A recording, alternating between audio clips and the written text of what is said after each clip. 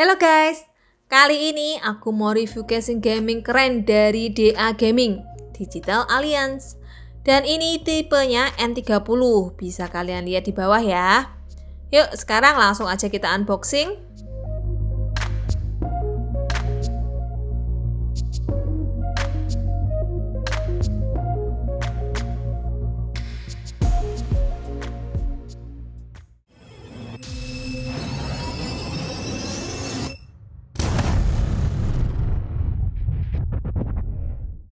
Oke, jadi penampakannya kayak gini guys. Kita mulai bahas dari bagian depan dulu ya.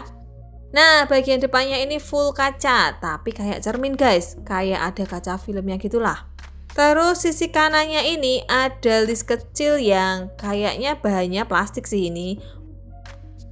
Lanjut ke sisi samping sini ada side windows dari tempered glass yang ada tulisannya handle with care.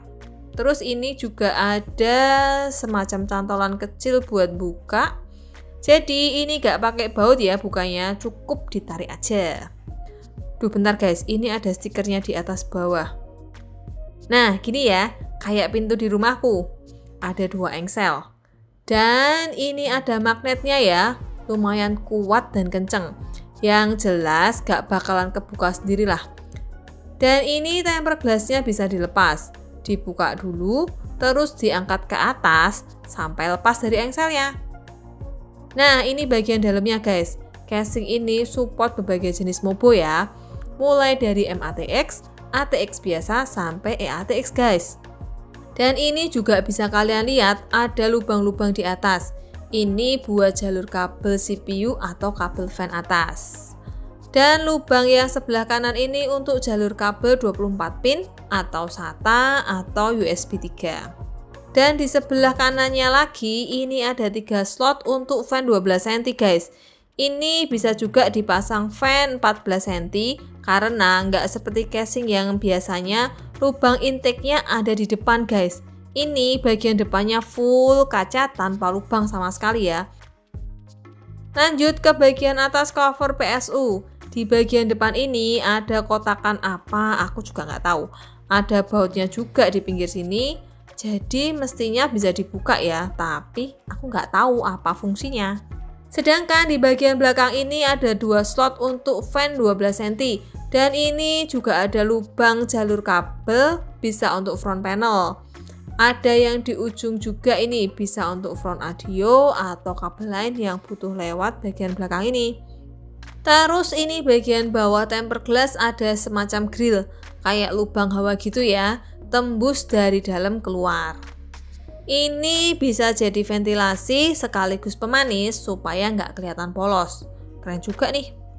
Dan bagian ini semua bahannya dari besi guys, termasuk ventilasi ini, bukan plastik loh ya. Terus di bagian ini ada logo DA Gaming yang kecil dan minimalis. Salah satu kelebihan casing ini adalah adanya slot untuk VGA vertikal. Ini ya, ada di samping ini. Dan ada 3 slot. Jadi kalian gak perlu beli dudukan atau bracket vertikal lagi. Tinggal beli Razer X16 aja dan didudukin di bawah sini. Sedangkan untuk slot PCI biasa ada 7 slot ya, standar. Udah ada baut-bautnya terpasang, karena ini tipe yang bisa dipasang lagi setelah dicopot. Gak kayak casing low budget gitu ya.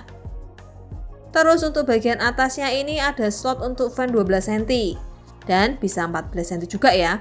Lebar banget nih, lubangnya juga banyak, jadi posisinya bisa digeser-geser vertikal. Bisa dipasangin water cooling 140 nih. Bagian belakang casing ini kayak gini ya guys. Ini ada baut thumb screw untuk cover dudukan VGA vertikal tadi, jadi biar gampang nyopotnya. BTW ini bahannya plastik. Dan bagian PSU bawah ini standar, tapi space di sisi kiri kanannya cukup lebar. Jadi bisa dipakai buat nyelipin kabel-kabel nih.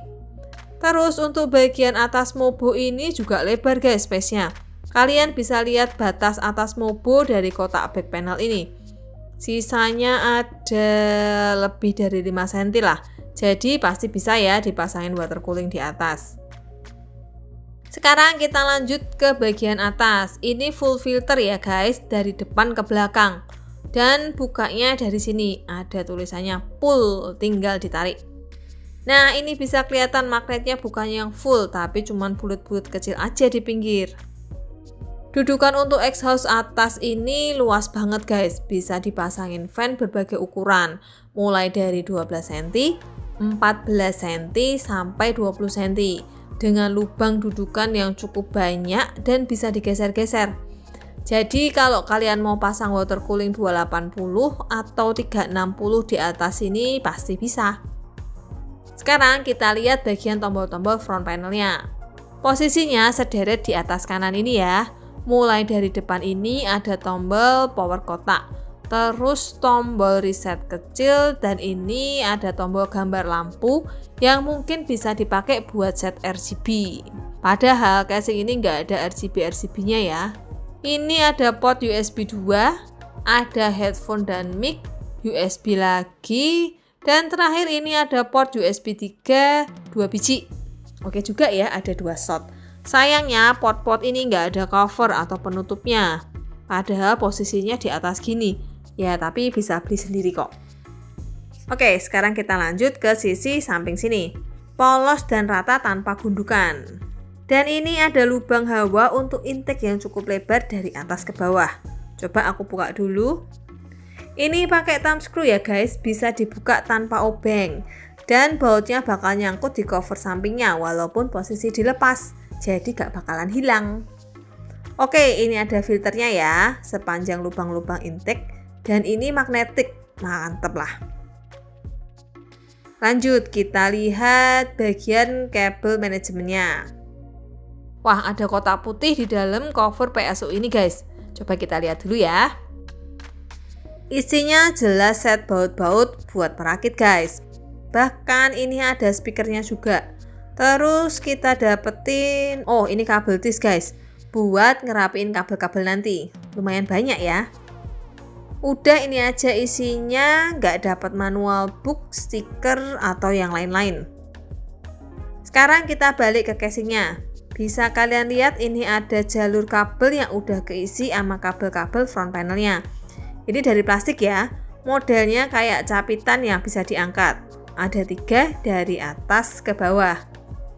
Terus di samping sini juga ada 2 dudukan untuk SSD atau harddisk 2,5 inci dengan kuncian thumb screw supaya gampang dibuka ya.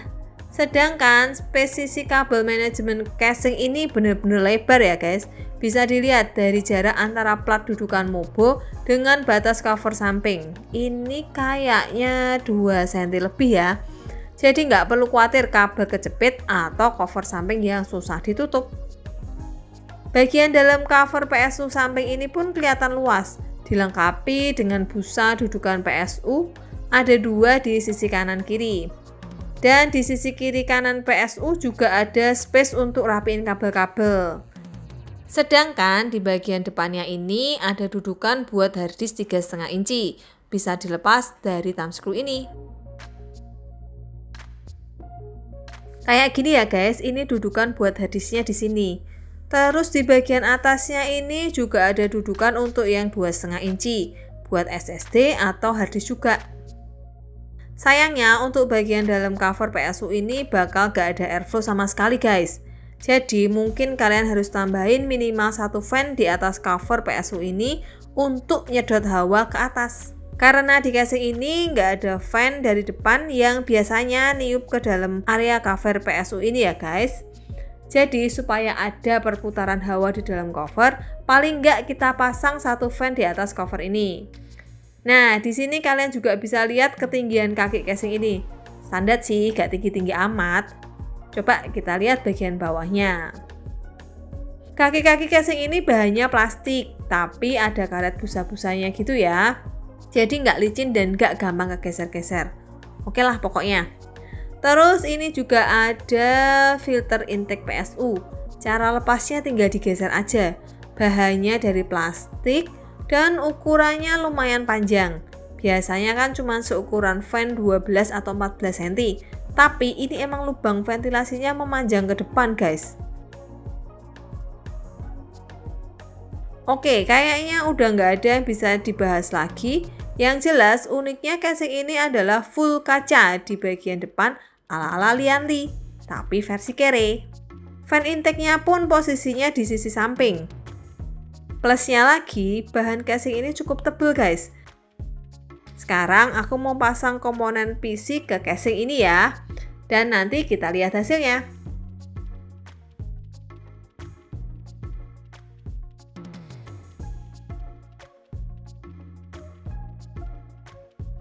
Oke guys, jadi penampakannya kayak gini ya setelah casing ini terisi.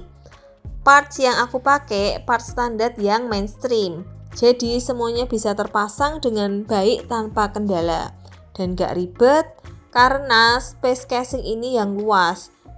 Di sini aku pakai Mobo ATX dengan AIO water cooling Telmaret 240. Jadi masih ada space sisa yang lumayan banyak. Tapi memang sengaja aku geser ke belakang supaya airflow-nya oke. Ini aku pakai VGA Saphir RX 5700 XT yang termasuk besar ukurannya walau cuman 2 fan. Dan jelas masih banyak sisa ya karena casing ini bisa support VGA yang panjangnya 38 cm. Padahal rata-rata VGA triple fan aja cuma 35 cm.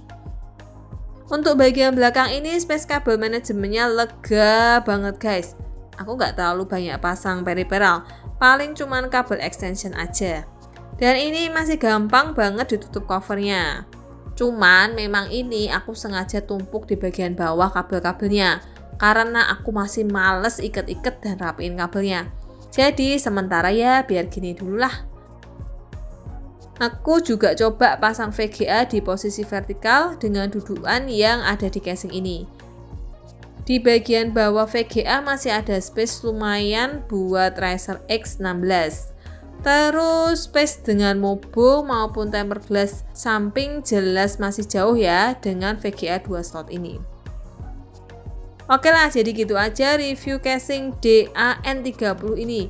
Semoga cukup detail dan jelas buat kalian ya. See you guys.